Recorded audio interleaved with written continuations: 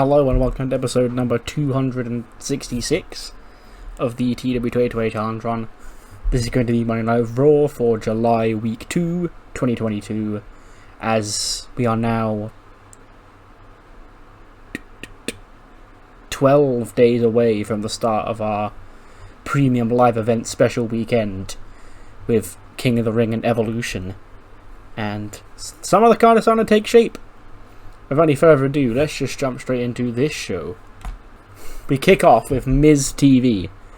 All things Miz, like, welcome to the most must-see WWE talk show in history. Welcome to Miz TV. Now, I know you didn't expect to see Miz TV when you turned on Monday Night Raw tonight, but hey, our life's full of surprises, and this is the best surprise of them all.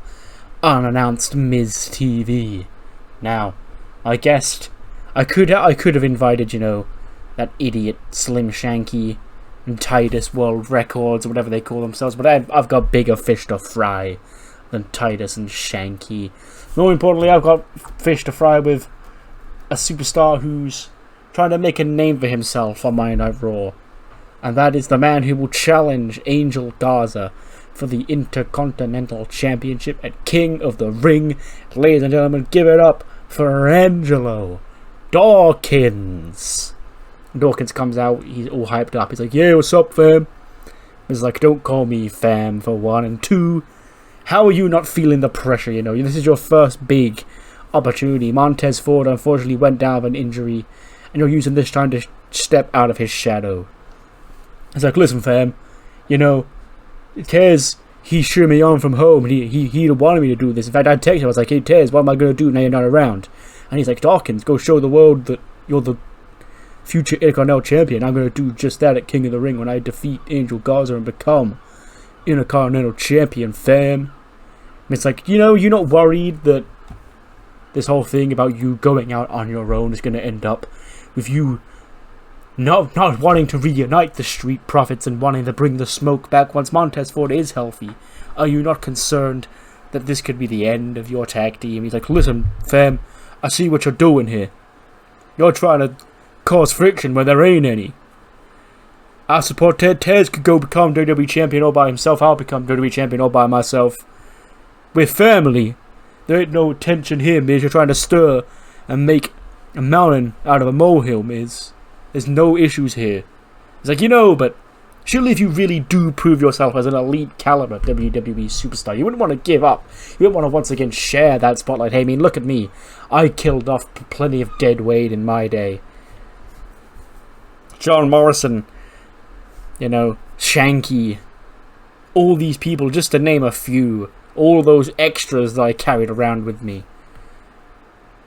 Maybe you need to start looking at doing the same, Dawkins, because you never got opportunities like this when you were one half of a tag team. In fact, Tez was the one who was put in Money in the Bank. The only reason you were in Money in the Bank is because he went down and got injured. So once again, you were second choice, Dawkins, and apparently you're content with that. And then Dawkins gets in Miz's face. He's like, "Oh, content now. Make you second now, fam." When Garza and Dixie walk outside, like, "Honey, don't mind us. We're just coming out here to watch. Angel's coming out here to watch his challenger at King of the Ring potentially face off against the Miz right now, because that's going to be one hell of a match, because we've just spoke to Alexa and it's going to be Angelo Dawkins versus the Miz right now to open up this show, and we're just coming out here to sit at ringside, watch Garza of course take seats at ringside near some attractive elderly women, and the match doesn't get underway yet because we go to an ad break, because I've remembered this time that first we're reminded that our good friend Veer Mahan is coming to Raw. 78. That's pretty decent considering there's no storyline attached to this. But you need to give Angelo a big-ish win to really cement him as a credible threat to the title. And he beats The Miz with a spine buster in 8:27. Dawkins gets a 68, a 75 for The Miz. So yeah, that whole segment was, Miz was saying a lot of things that a lot of people have been saying. Like, Dawkins never did get these opportunities. It was always talk about Montez Ford being the breakout star, but Tez is down, injured, so Dawkins has got this opportunity to really prove what he can do, and you gotta wonder if he is content just to roll back into that spot once once Ford comes back. Obviously, they're best friends and all, but maybe something will get to him. Okay, then, ladies and gentlemen, please welcome Riddle. And he scoots, he's like, "Sup, bro?" And Kevin's like, "What's your thoughts on what's going on?" He's like, Miz TV to open up the show was such a bad sign, bro. I can't remember the last time anything happened on Miz TV. And I was like, whoa, Miz is really awesome, bro. Because, he's such a lame-o, but he thinks he's, really cool, bro. It reminds me of my old friends back in high school, bro. They'd "Hey, Riddle, why don't you come to my house, bro? Make sure to bring your bag with you, bro." Because I think they were using me, bro, but I've sort of cottoned on, bro, because I'm not actually that dumb, bro. I can be like, "Yeah, dude, bro, you're just trying to be my friend. You think you're cooler than me, bro, so back off, bro." And then he gets jumped by Ludwig, and Ludwig starts attacking him. Probably even picks up the scooter and smacks the scooter on his back. He goes, "Shut up, you're babbling. This is what you get for driving that stupid vehicle around the building." And he takes the scooter, he picks it up, he folds it in half, puts it under his arm, he's like, "Now it's mine." And he leaves with it as Riddle, is reeling on the floor. It's like, "For the fuck, bro." So Ludwig got his foot run over by Riddle's scooter last week, and obviously him being him, he's like, "No, just getting payback on Riddle is not enough. I have to get that scooter for myself." This 2-minute segment, all it is, genuinely all this is we'll play the clip of big meaty men slapping meat from, the New Day podcast. And then we cut to a clip of Goldberg watching just the end of the clip. He just straight face, just not laughing. He's like, "Eee! I hear I'm your dream match. But your dream's gonna be a nightmare at King of the Ring. 'Cause you're next. And I'm taking that World Heavyweight Championship." And then he walks off. He's on, his farm or whatever, his garage or wherever it is. There's that specific Goldberg location that he sometimes films himself at. He's got his little stupid sunglasses on as well. And he just walks off. And that's all the build we're going to have for this match on the show. Because we're then going to cut to Gorilla. And the New Day are watching "Oh, did you hear that, Goldberg? He said you're next." He's like, I know. Don't worry, boys. Goldberg, he may think I'm next, but I've been practicing. I've been watching Goldberg for 20 years. I know how to beat Goldberg. Goldberg don't know how to beat me. He ain't seen nothing like me. Anyway, tonight's not about me. Tonight's about your boys, the New Day. 'Cause you two, I'm defending my World Championship. Wood, your King of the Ring match is next week. And tonight we're up against those new evil Viking Raiders, you two. And Edge has really got to those guys' heads. I thought they used to be fun-loving. But tonight, we're going to whoop their ass, courtesy of the New Day. So tag match, Kofi and Woods against the hashtag trademark New Vicious Viking Raiders hashtag trademark. Match gets a 77, which is fine, I guess. Woods is really fucking over and really good. Don't worry, he'll get his shine. It's not his time right now, but he will get it eventually. But obviously the Vikings win their first match as heels, beating the New Day in a banger. Ivar 77, 73 Eric, 77 Kofi, and a 92 for Woods. And then after the match is where things get interesting, because Edge, Randy, and Priest are out there with the Vikings, obviously.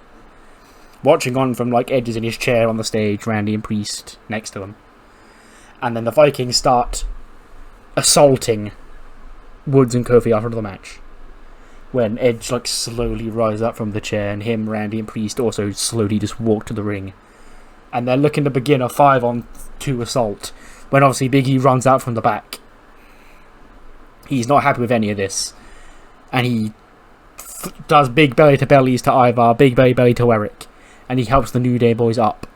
When he's jumped from behind by Priest and Randy, and then it's a 3-on-3 beatdown, but Big E got assaulted from behind, so Priest, Randy, and Edge have the upper hand. Raises Edge to Kofi, I'd probably have RKO to Woods, and Edge drops Big E with a spear. And he stands tall, arms out wide, because they know the gold was all coming home to them, and they've got the tag team title match against The Fiend and Willow at King of the Ring, and then Sonya's fighting Rhea for the Raw Women's title. But then Edge sort of looks down and he sees the big gold belts spread across the floor. And he just sits there and he stares down at the World Heavyweight title, looks across at Big E, just shakes his head and leaves.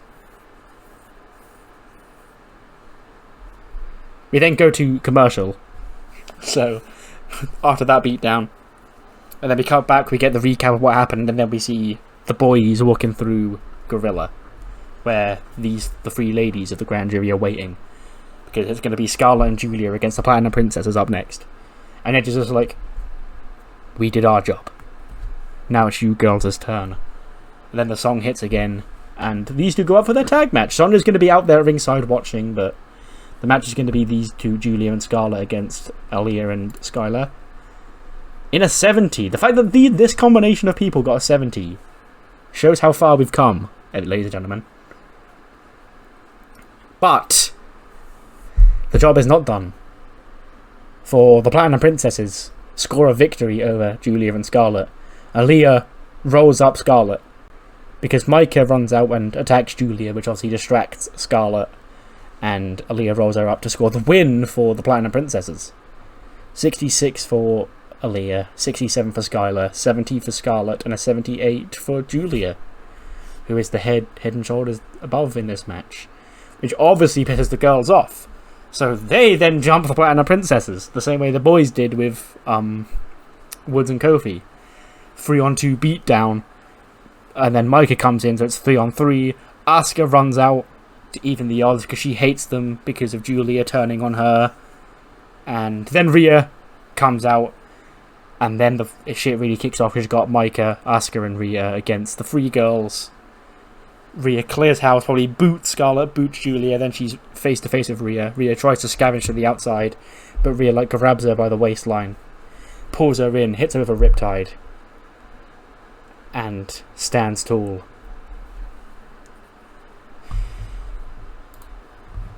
Firefly Fun House is back. Bray Wyatt and Susie. Obviously, we don't put Jeff and Willow in the Fun House. It's fine. It's like, yowie, wowie. We appear to have a lot of new friends coming in. Susie's like, that's really bad for us. There's not enough room in the Fun House for this many friends. And then Bray's like, I heard a rumor that these guys aren't good at sharing. And Susie's like, oh, who's not good at sharing? That's bad. That sucks. Bray's like, well, don't worry. They're coming to steal our favourite toys. These toys, holding up the World Tag titles. It's like, well, don't worry. I'll protect the Funhouse. Him and his friend will protect the Funhouse. Because these toys, they're not for sharing, they're not for taking. Because they're ours to play with forever and ever and ever. And then we get obviously the quick flashes of Randy burning down the Wyatt family compound and shit, and all the history he has with Bray. And then the same thing happens. We get the flashes and we get all the history of Edge and Jeff Hardy. And then Bray's like, no. Not this time. This time is different. This time, he's got a clearer mind, and he won't let that happen. See ya at King of the Ring, boys. Bye! They wave goodbye.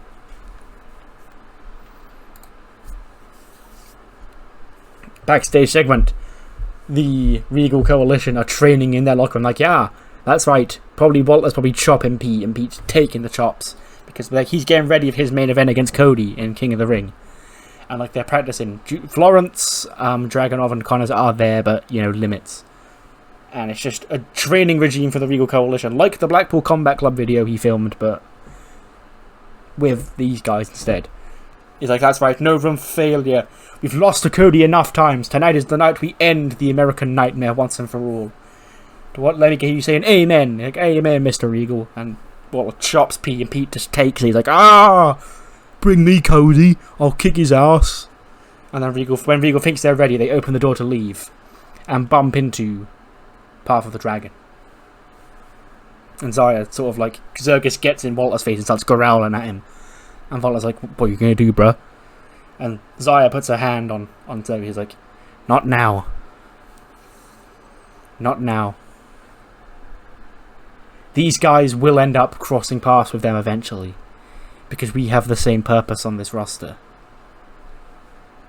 But just remember, we know we're the strongest, most dangerous force. Let them find out their own way. And Zaya like leads Zergus and the boys off. And Regal's like, who invited these wankers? Oh.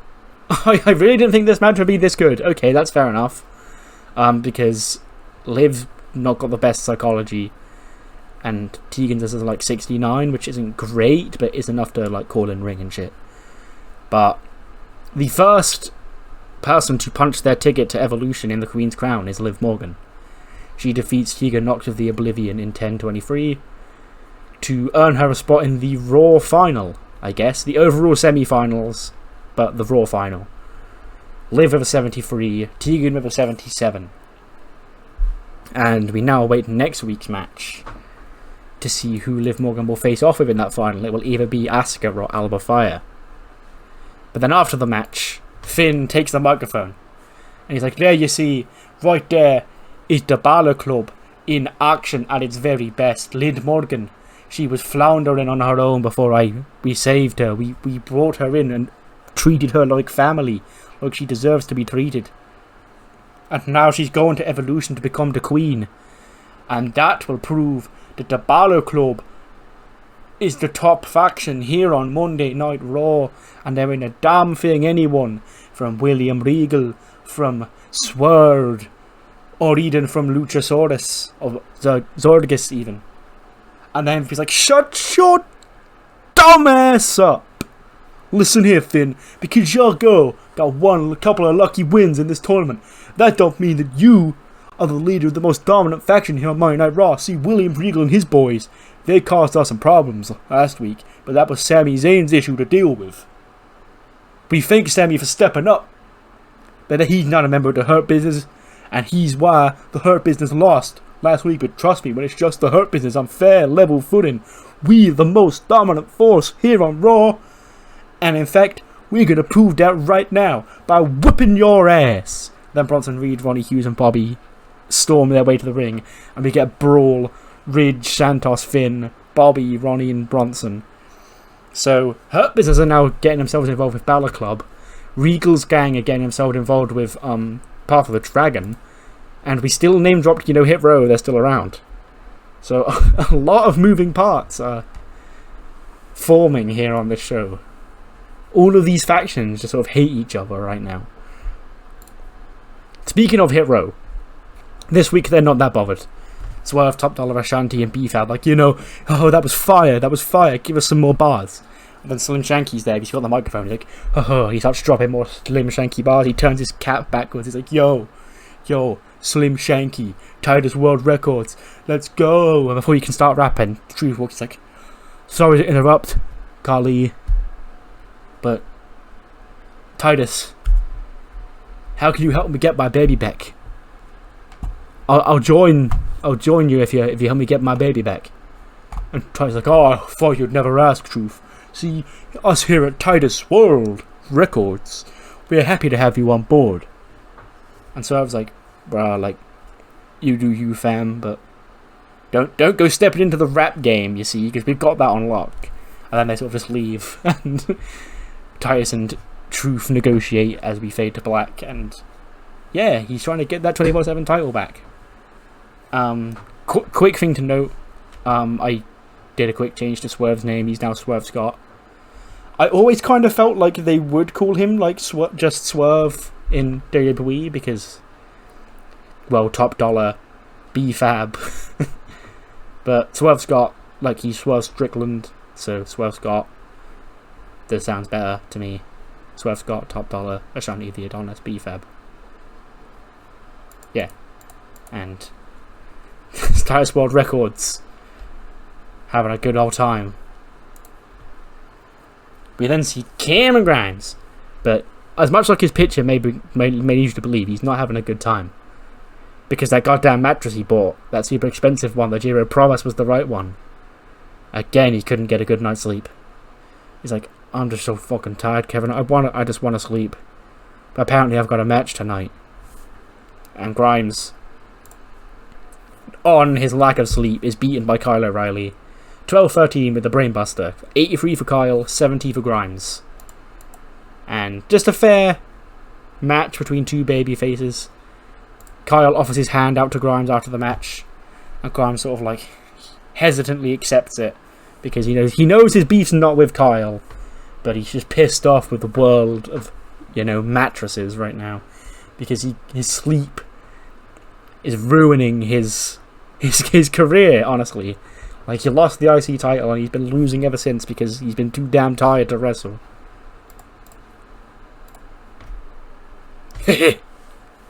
We then go to an edgy, dark room full of smoke. Kross has got the Carnage belt. He goes, "This week, I've saved the world of professional wrestling from another death, dismembering at the hands of the Karrion Kross cult. Instead, we have our own business to attend to. So come on in, kid." And then in walks, the bald guy with the boiler suit on. He's like, "Who are you and what do you want with us?" And Carlin says, My name is Carland. I'm like your biggest fan, Karrion Kross. Please let me join your cult." And Kross is like, "Kid, you don't just get to join the cult. You've got to earn your place. You've got to prove that you're a real homicidal, genocidal maniac. I'm on the greatest winning streak in the history of professional wrestling right now. R-Truth came out, he had the nerve to call me Goldberg last week. That's a joke, because I'm better than he ever was. They should call me Coldberg, with a K. And as for him getting this title back, he has not got enough carnage to take it off me. Nothing personal, kid."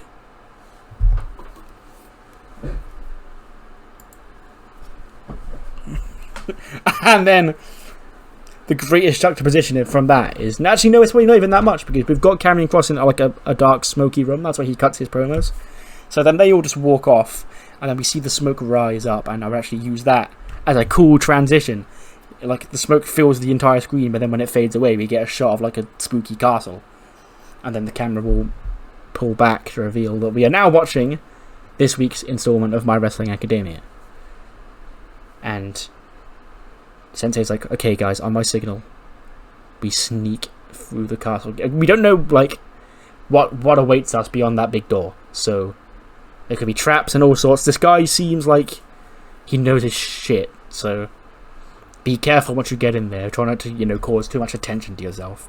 And Dio and Manny are like, "Got it," and Saray's like, "Got it," and then they open the door. It slowly creaks, and Manny like winces as it creaks. He's like, "Please don't let us get hurt." But then they don't, and they sneak in. And they see like a bunch of wires and like lasers and like trip wires and shit. And Sensei's like, "Well, guys, you're gonna have to try and be careful here." And Saray like tiptoes around all the wires, try not to set any off any alarms. And she's like, Come," signals Mansoor to go across. He does the same. And it's, come, Dio. And Dio's like, "I don't know, I'm not quite as nimble as you." He tries it, trips, sets off the alarm. And then 3 scary ghouls run out from the shadows of the castle like, "Intruders, get them." And then Dio's like, "Well, I guess we're fighting." Music kicks in. And we get our next anime fight. This one gets a 52. Because it goes 3 minutes this time. It still is all one big segment, but I want to show signs of progression that the ghouls are getting tougher. So they take longer to beat these ones. And also Sensei gets involved. Like, I felt the best way to show that Sensei's not part of the actual fight. They just sort of like do their own attacks when they need to help the boys and girl. But Sensei does their cool flips and shit. And they lend them their energy, and Saray then knocks out Ghoul 3. And they advance, no longer having to worry about setting off any traps because they've beaten all the ghouls. 75 for Dio, 59 for Manny, 54 for Saray, 24 for Ghoul 3, 39 for Ghoul 2, and a 40 for Ghoul 1. And then as they go through the castle into the dark, we then get a weird post-credit scene. Like, it quickly pans up really fast up to the top of the tower, where we just see the back of the Watcher, like, looking out the window. Not the Watcher, the Helper, even. And he's got...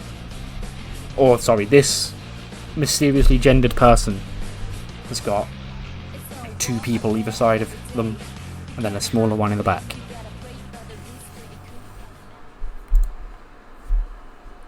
That's technically 2 matches back to back according to the game, but I know that was a big segment, so it's fine. Bianca and Nova beat Tama Mizuki of J-Flow just as a tag match, because these two have been friendly recently, so I was like, yeah, stick them in a tag match.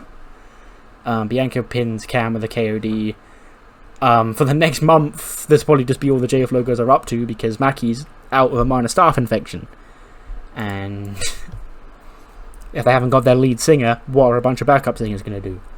71 for Nova, 83 for Bianca, 63 for Mizuki, and a 69 for Tam. And then after the match, Bianca grabs the mic. She's like, "Girl, Alexa, you better get your ass out here right now." And Nova's like, "Yeah, Alexa." And Bianca comes out, Ivy and Tatum behind her. She's like, "What? Are you not aware that I'm under important business? We've got a huge guest coming to Raw next week."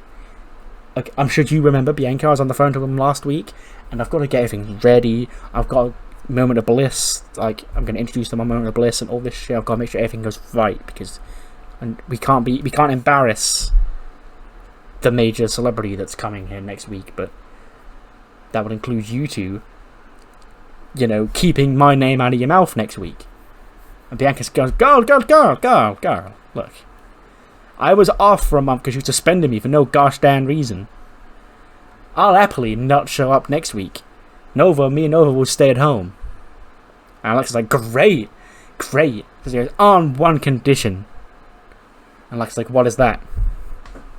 He's like, me and her, pointing at Nova, guess you, Evolution. And Alexa's like, why would I agree to a handicap match? Like, there's 2 of you and there's 1 of me. Like, what is the good in this? And then Nova just sort of points to Ivy as like, does she fight? And Alexa's like, no. Ivy and Tatum, they're here to watch my back. They don't actually wrestle. And Ivy takes the microphone. She's like, yeah, I fight. I fight better than you. We'll see you at Evolution, but not next week. Throws the mic down, and then Bianca and Nova are like, okay, girl, like, okay. Like, GM's request, we'll stay away next week, but we got what we wanted. A tag team match at Evolution. Alexa and Ivy against Bianca and Nova. It'll actually be Ivy's debut match on the show.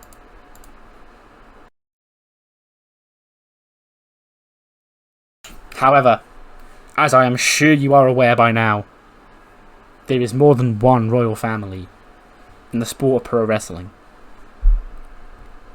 Adrenaline in my soul. Main event, King of the Ring. Who will punch their ticket to the King of the Ring pay-per-view in the Raw final? Will it be Pete Dunne?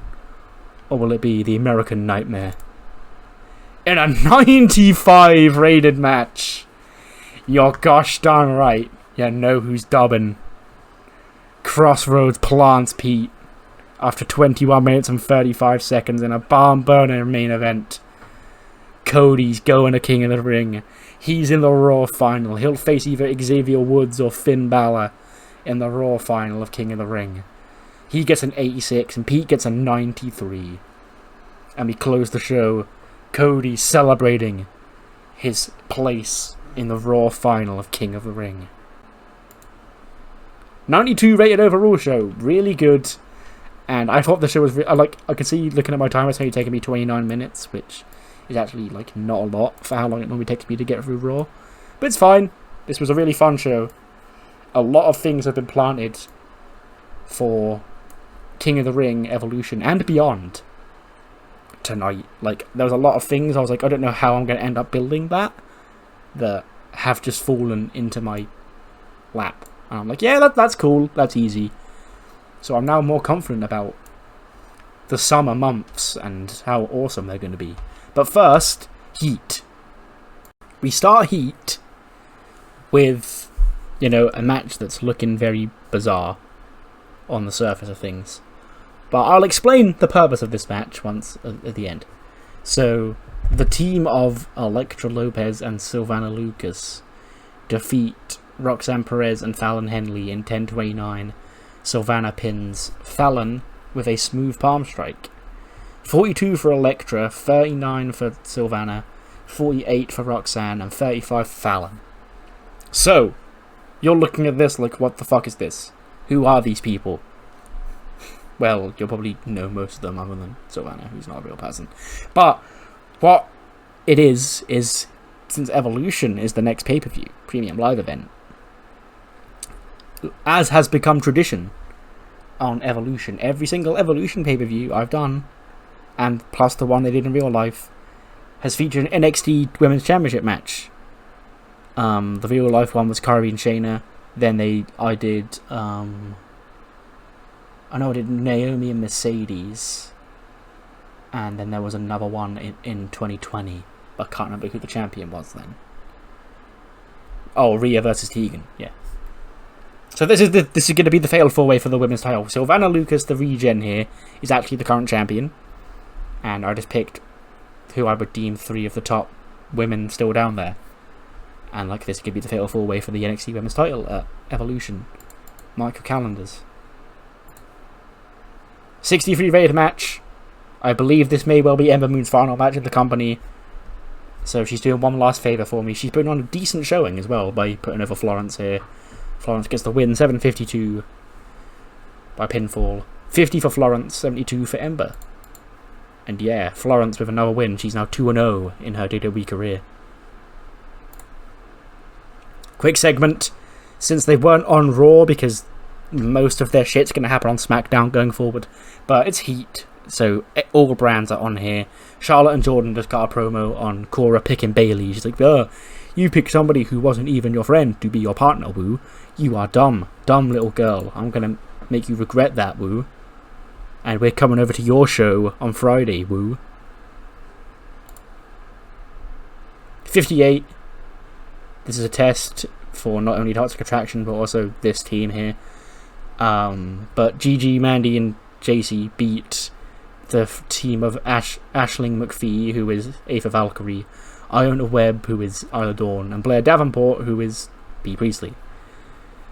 Mandy beats Iona with a bed of roses. 52 for Blair, 35 for Iona, 51 for Aisling, 45 for JC, 56 for Gigi, and a 60 for Mandy. So I basically did a bunch of moving over from NXT UK, and these 3 women were 3 of the ones I sent over. So these are now on main NXT 2.0, which obviously meant that these 2 had to get their silly NXT names. And they are a trio down there going by the name of The Coven. And I just wanted to sort of like showcase them as a trio on this show because, yeah, that gives me a chance to talk about it. Then the main event is a 77. Candice LeRae defeats Ruby Riott with the Bullsplex. 77 for Candice, 72 for Ruby. 72 rated overall episode of Heat, but what matters more than that, and Heat in general, is what you thought of mainly Raw. So do let me know what you thought in the comments below, and I'll see you next time for SmackDown. See you then.